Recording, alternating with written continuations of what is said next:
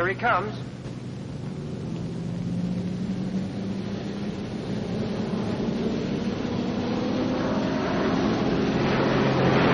And watch this.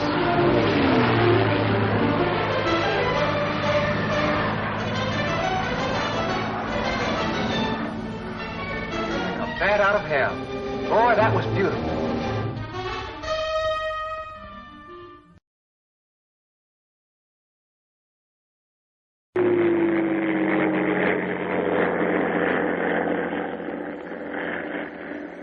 Off we go into the wild blue yonder, climbing high into the sun. Here they come, zooming to meet our thunder. Captain boy, give us a gun, give us a gun. Now down we dive, stopping our plane from under. Off with one terrible roar.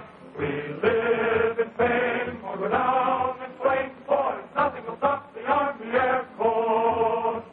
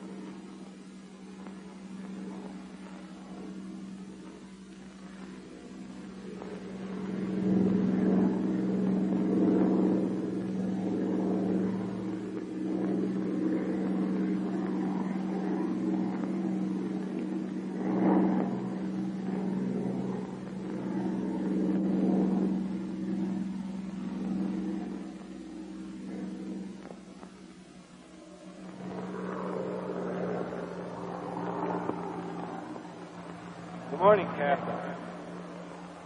Hello, fellas. I understand you're ready to be checked out on the P-39.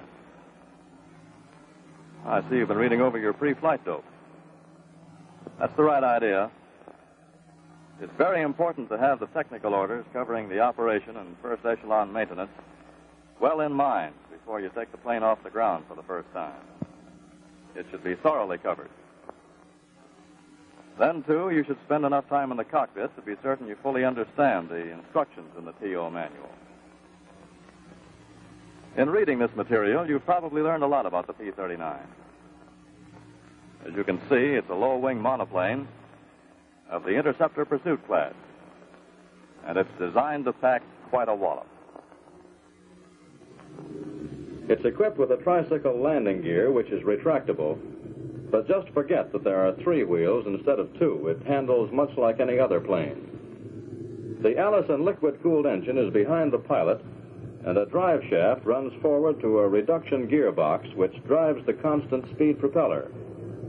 This arrangement makes possible the installation of a high-caliber automatic cannon along the thrust line. Some models have a 20-millimeter cannon, and others a 37-millimeter. In addition, there are two synchronized 50 caliber guns in the nose and two 30 caliber guns in each wing panel. You have enough armament here to take care of yourself and make it uncomfortable for the enemy as well.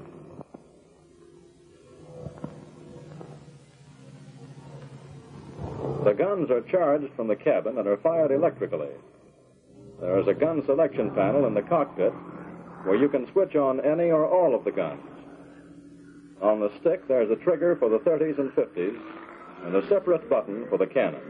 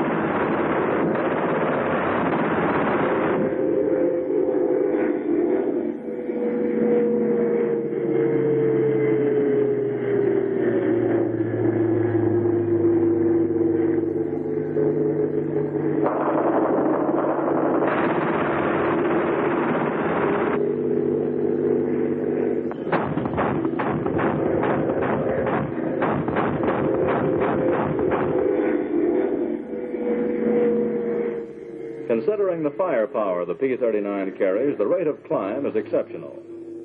Its critical altitude varies in the different models between 13,000 and about 17,500 feet. Absolute ceiling is from 32 to about 35,000 feet. The engine in the different models varies from 1,150 horsepower at sea level upward according to the rating of the particular engine. Cruising at 2,300 RPM and 30 inches of manifold pressure at an altitude of 5,000 feet gives approximately 250 miles per hour indicated airspeed. Stalling speed is about 95 miles an hour indicated, fully loaded and with the flaps down. She handles very well and responds nicely to the controls.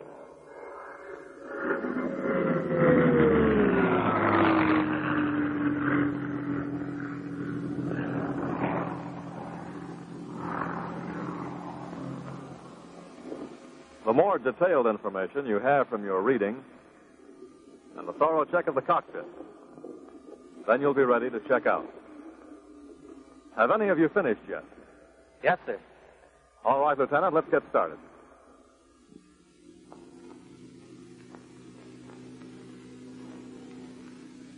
Setting up on the wing, here's your hand grip, and be sure you don't step on the wing fillet.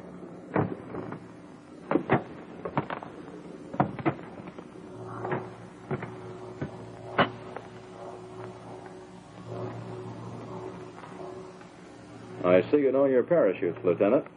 Buckles properly attached, and the straps fit well. I guess you know that it pays to have your parachute right.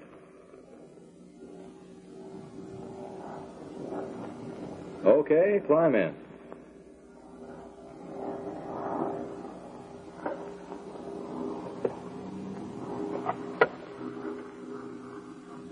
Compact little office, isn't it?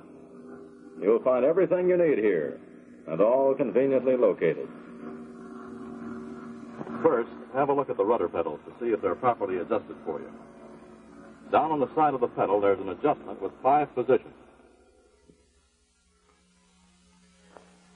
Press the lever with your toe and set the pedal to the length that's comfortable for you. And do the same on the other side, but be sure both pedals are set to the same position. You might look back at the rudder as a further check on this. And at the same time, try your controls to be sure of their operating sense. Check the rudder, the elevators, and your ailerons, too.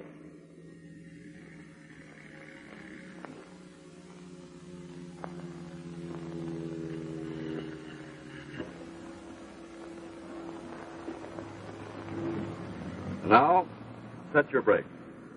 First, hold out the brake handle, there above the radio panel. Then press in on your brake pedal. Then release the handle.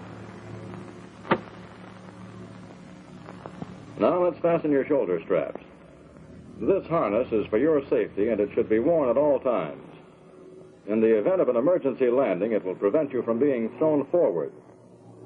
The adjustable straps fasten to the seat belt buckle. Slide them on the catch, and the seat belt hook will hold them in place.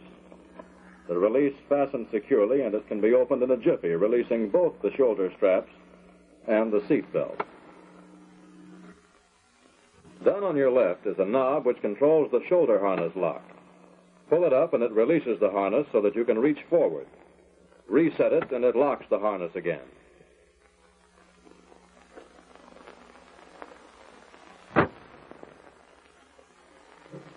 There's a top latch up here on each door.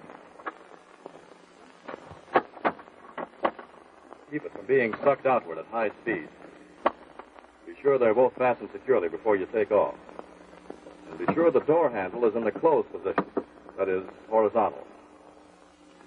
And down here on either side, there's an emergency release for the doors. If you ever have to, pull that out, and the entire door will fall away. Give it a try. You don't have to undo the top latch to release the door, but you may have to nudge it with your elbow to jar it loose at low speeds. Both doors work in the same way.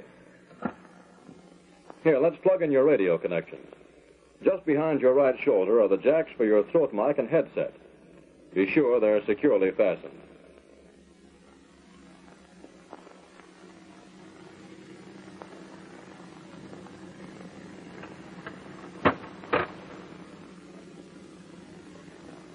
Then over here on your right is the transmitter. You can send either CW or voice, and there's a selection switch for the 4 bands. When you want to transmit, press the button on the throttle. Down in front of you are the receiver controls. There are 3 of them for ground, interplane, or beam reception. On your right is a hand crank for manual operation of the landing gear should the electric drive fail. To use it, first turn the clutch selector rod to the manual position, that is, pointing aft. There's a ratchet pawl on the crank for up and down operation. Normally, however, the gear is operated by means of the electric motor drive, and the clutch handle should be in this position.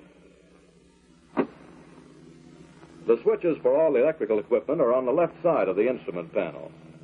Be sure the landing gear switch is not in the up position. Check the gun switches to be sure they're all off before turning on the main battery switch.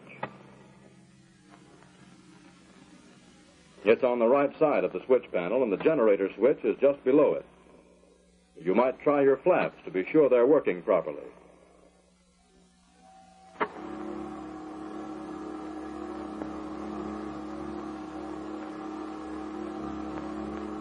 The first of the 3 travel indicators is for your flaps. The other 2 are landing gear.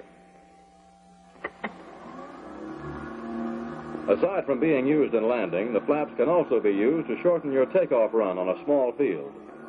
For this, 1/4 flap should be used. However, I don't recommend that you use flaps for takeoff until you're more familiar with the plane.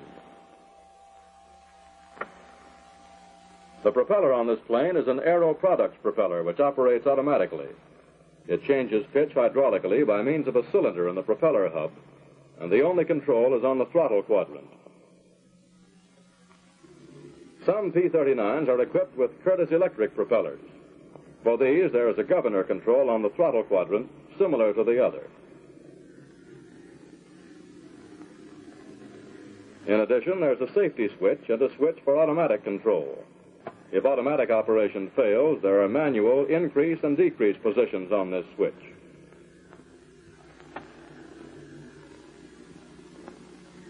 When you turned on the battery, it energized the fuel transmitter. Remember always to check the fuel in your tanks. Down on your left is a fuel selector valve, which makes it possible to draw fuel from 4 lines, 3 actual tanks. For takeoff and landing, always use the reserve tank, which is part of the left wing tank.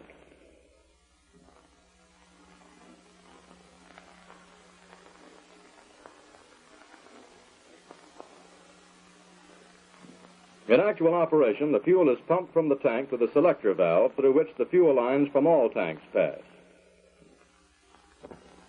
From the selector valve, the fuel flows to the strainer where all foreign matter is filtered out.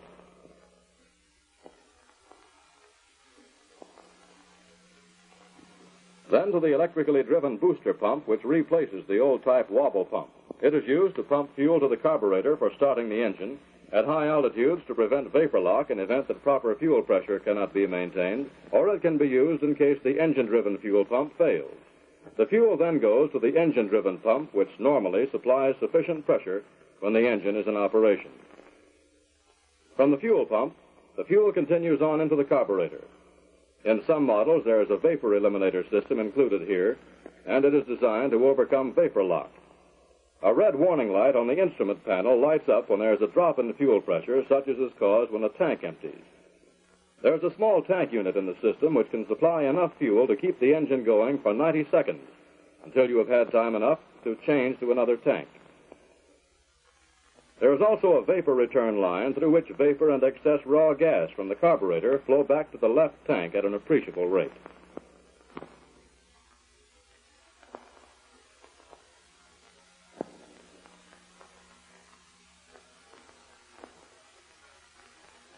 The reserve tank is really part of the left wing tank. Here there are two finger screens at the head of the two fuel lines which flow from the tank. The tall finger screen is for the left wing tank, and through this line you can draw the 40 gallons which are above the standpipe. Below this, the remaining 20 gallons, or a full tank of 60 gallons, can be drawn through the lower finger screen, which is the reserve tank. For long-distance flying, these planes can be equipped with a belly tank, varying in fuel capacity from 75 gallons upward. The tank is attached to the underside of the fuselage by means of sway braces, and it can be released during flight by pulling out on the bomb release handle in the cabin. With the fuel selector valve in the auxiliary tank position, fuel from this tank is drawn up into the selector valve and then through the same system that the fuel from the other tanks follow to the carburetor.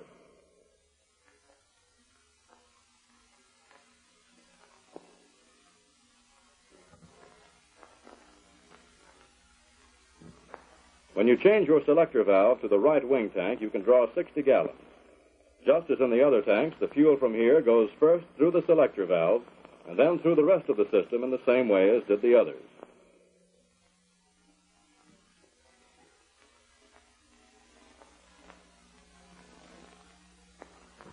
Back of the trim tab controls is a carburetor heat control which you'll seldom have need for.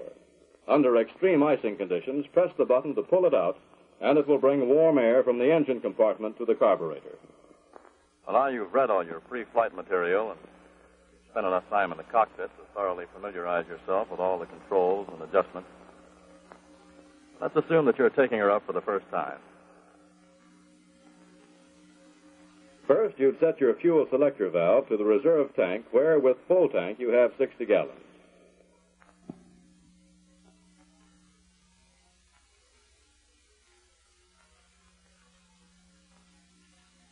Then on the throttle quadrant, be sure the mixture control is an idle cutoff. The prop governor is placed full forward to low pitch or high RPM, and the throttle is cracked open about 3/4 of an inch. On the side of the quadrant is a tension adjustment. Be sure you have a firm feel to all three of your controls to prevent them from creeping. Turn on the battery and generator. Then, to prime the engine, first crack the primer.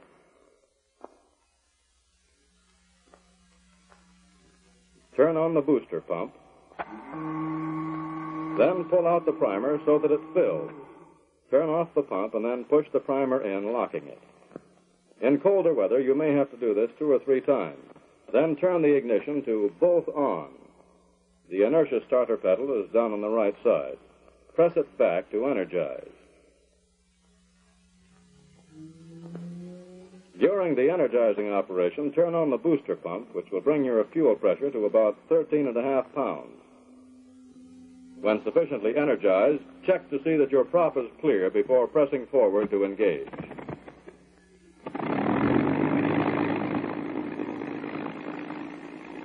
As soon as it coughs and catches, move the mixture control to automatic rich. Then turn off the booster pump long enough to be sure the engine-driven pump is operating. Oil pressure should be above 50 pounds and the oil temperature around 30 degrees before takeoff. During warm-up, the coolant temperature will rise more rapidly than the oil. On your right side are the controls for the coolant and oil shutters. Be sure they're open sufficiently. In warm weather like this, the coolant shutter should be opened all the way, while to keep the oil temperature even with the press stone, it need be opened only to the flush position. In colder weather, it would be almost fully closed.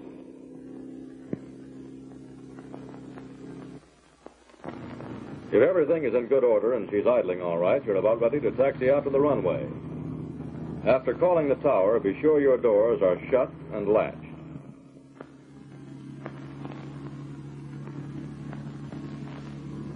You'll be more comfortable with the windows fully closed. In this type cockpit, it isn't necessary to wear goggles.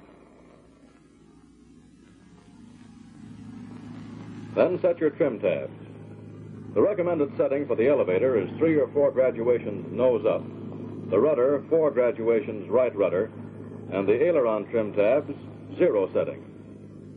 Then release your brakes by depressing both brake pedals. For taxiing, you'll find that the P-39 requires only a small amount of throttle, between 1,000 and 1,200 RPM. To turn in close quarters or at slow speeds, you can get full swivel action in the nose wheel by the use of the main wheel brakes, and you'll be able to turn almost in your own span. To prevent overheating, don't delay in getting out to takeoff position for a final engine check.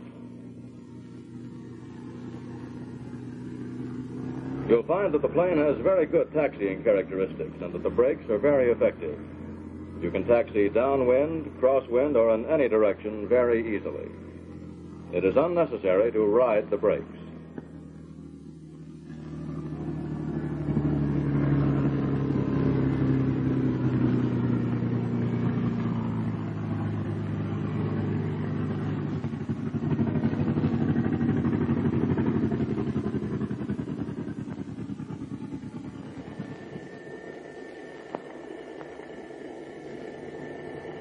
At the end of the runway, call the tower and advise them that you're about to complete your final warm-up and check-off before flight. Set your brakes for the rev-up, then advance the throttle. Be sure the various pressures are okay and your temperature is low enough. Be very careful not to overheat. Check the magnetos at 2,300 RPM. First, switch to right magneto, and the drop-off here should be maximum 100 RPM. Then switch to left, and the drop-off should be maximum 60 RPM. Then back to both, and the tack should climb back to 2,300. To be sure the prop governor is functioning properly, pull it back. There should be a drop in RPM. Then push it forward to full low pitch for takeoff. Check the ammeter to see that the generator is working. It cuts in between 1,300 and 1,400 RPM. Finally, to be sure that everything is in good order, there's a checklist provided on the instrument panel. Refer to it and go over everything once more. Are your fuel tanks full? Is the selector valve on reserve? Prop governor full forward and automatic rich on mixture. Fuel pressure up to 14 to 15.5 pounds. Oil pressure up. Oil temperature okay. Coolant temperature okay. Suction up. And is your gearbox oil pressure okay? Now you're all set. Look around to be sure you're in the clear and then open your throttle smoothly. Remember that you have a lot of power pulling this plane and there'll be a lot of torque, so use full right rudder. You should have 3,000 RPM and 45.5 inches of manifold pressure. As you gather speed, it will feel like any conventional plane. However, avoid a long run. When you have sufficient speed, 100 miles per hour, pull back gently, and you'll lift off the ground quite suddenly. When you're safely off the ground, retract the landing gear. Keep an eye on the indicators to be sure they're coming up all right. When the wheels are fully retracted, the limit switches cut off the motor. The ammeter should drop back to normal. The landing gear indicators will be fully up, and you can turn the switch to neutral.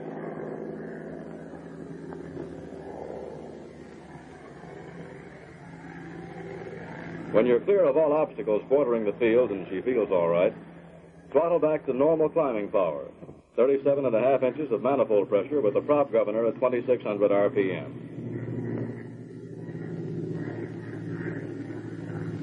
Your airspeed indicator should show about 160 miles per hour. No turns should be attempted at less than 150 miles per hour. As you change RPM and power and as your speed increases, you'll want to adjust your trim tab. During the climb, watch your operating temperature. At 160 miles per hour, your best climbing speed, cooling is the most critical. Be sure your coolant shutter is open sufficiently to keep the engine temperature down.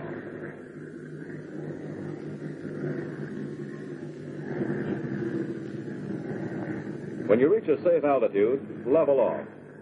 Throttle back to 30 inches at manifold pressure and pull the prop governor back to 2280 RPM. Depending on the temperature of the air, the coolant shutter should be adjusted for proper cooling of the engine. In extremely hot weather or in tropical climates, they should be kept pretty well open, somewhere between flush and full open.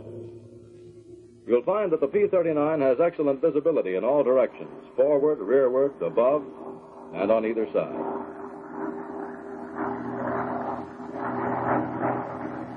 Referring to the checklist once more, be sure that everything's functioning properly, that the fuel and oil pressures are up, and that the temperatures are right.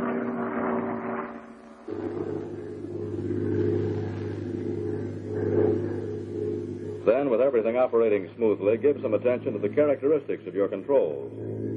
You'll find that they are sensitive and respond nicely. Then try a few turns to see how she handles.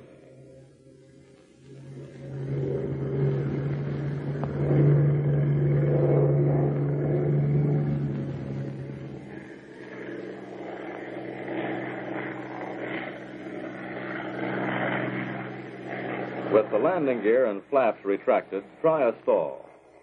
Ease back gently on the stick, keeping the nose slightly above the horizon.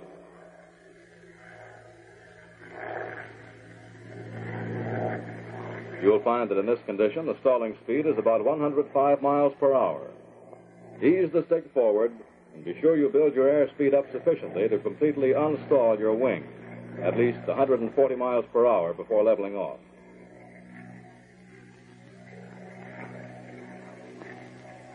Then take it back up to a safe altitude again and try another stall. Only this time have the landing gear and flaps extended. It'll give you a good chance to study the plane's stalling characteristics and the landing condition before you bring her in for the first time.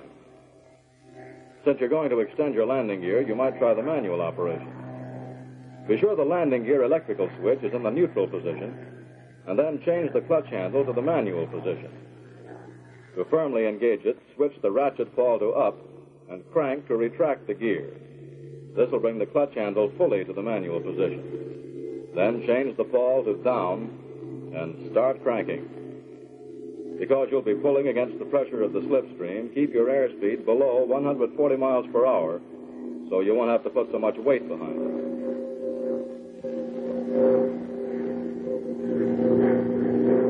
With your landing gear extended, lower your flaps and then try another stall. In this condition, you'll find that your stalling speed will be about 95 miles per hour. To retract the landing gear, change the clutch back to the electric position and retract the gear with the electric motor drive. Retract the flaps as well, but be sure you put the landing gear and flap switches back to the neutral position when they're fully retracted.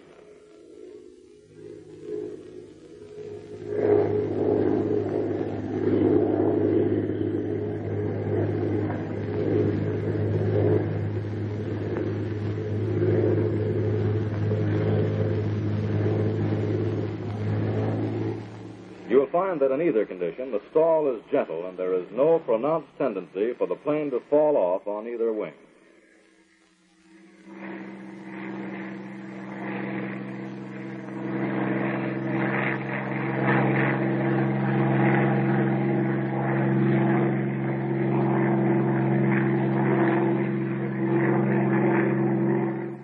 And now you should be pretty well acquainted with the basic handling qualities and general flight characteristics. Before shooting your first landing, you might give her the gun and see how she works.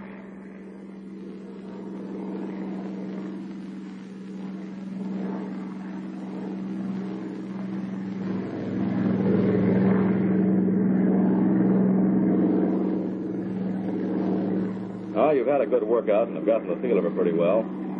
Let's bring her in for a landing.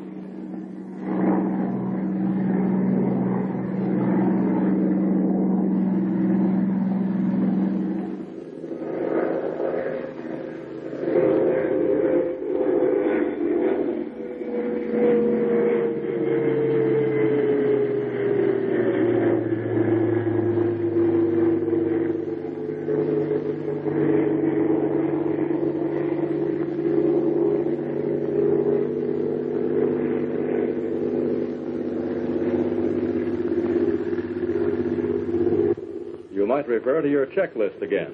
You'll find it helpful. Switch the fuel selector valve to the reserve or right tank, depending upon which one has the most fuel, and throttle back to about 15 inches of manifold pressure. Push the prop governor up to about 2,600 RPM. When your airspeed has dropped to less than 200 miles per hour, the landing gear can be extended. Keep an eye on the indicators.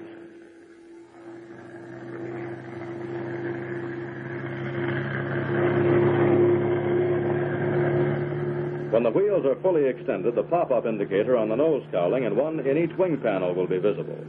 The travel indicator will be down and the ammeter should read normal. In making your approach, you'll find that with the P-39's excellent visibility in all directions, you will not have to make a close turn to keep track of other traffic in the air. You can come straight in if you want to. Keep your speed up sufficiently until you're beyond all obstacles bordering the airport. When your speed is about 140 miles per hour, lower the flaps.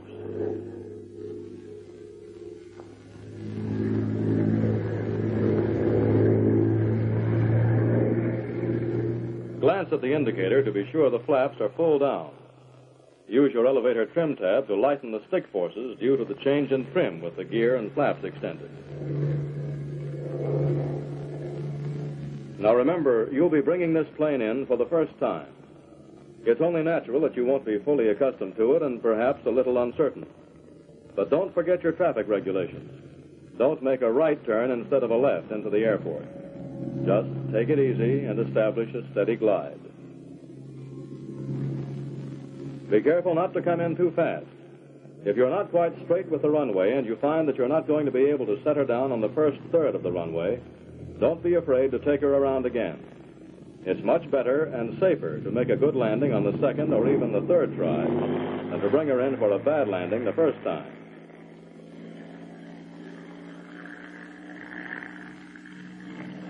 In going around again, don't forget your flaps. On your next try, be careful to make a wide enough turn coming in so as not to crowd yourself. Get lined up with the runway early. Then you can concentrate on maintaining a proper approaching airspeed.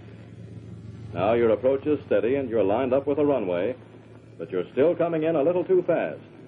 You haven't broken your speed sufficiently to make a tail-low landing on the first third of the runway.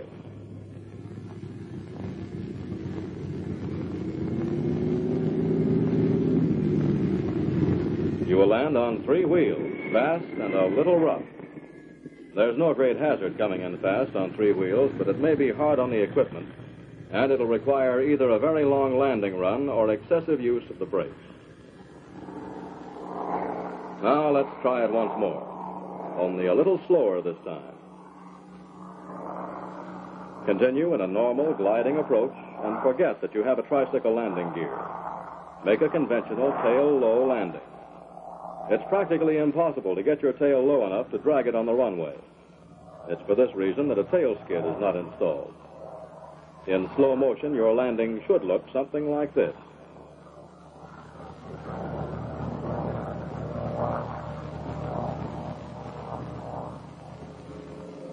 You should contact the ground at about 95 miles per hour. Keep the stick well back and hold the nose wheel off the ground as long as possible. The plane will slow down quite rapidly in this attitude without the use of brakes. When you apply your brakes, the nose wheel will come down. There's absolutely no danger of nosing over, no matter how hard you apply the brakes. However, the brakes are powerful enough to lock the main wheels and burn out a tire. Use them intermittently. When you taxi back from the runway, open your coolant shutters to keep the engine from overheating. Bring your flaps up. But remember the flaps, not your landing gear.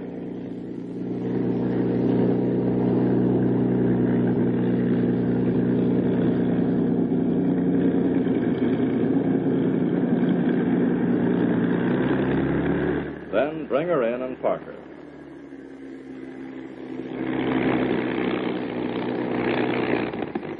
To shut off the engine, pull the mixture control back to idle cutoff and advance your throttle slightly.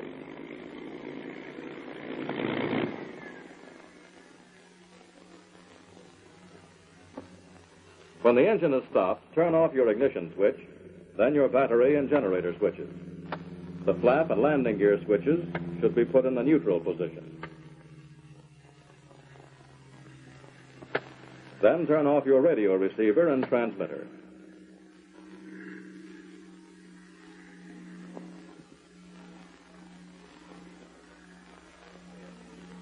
Well, that's the story, Lieutenant. She's all yours.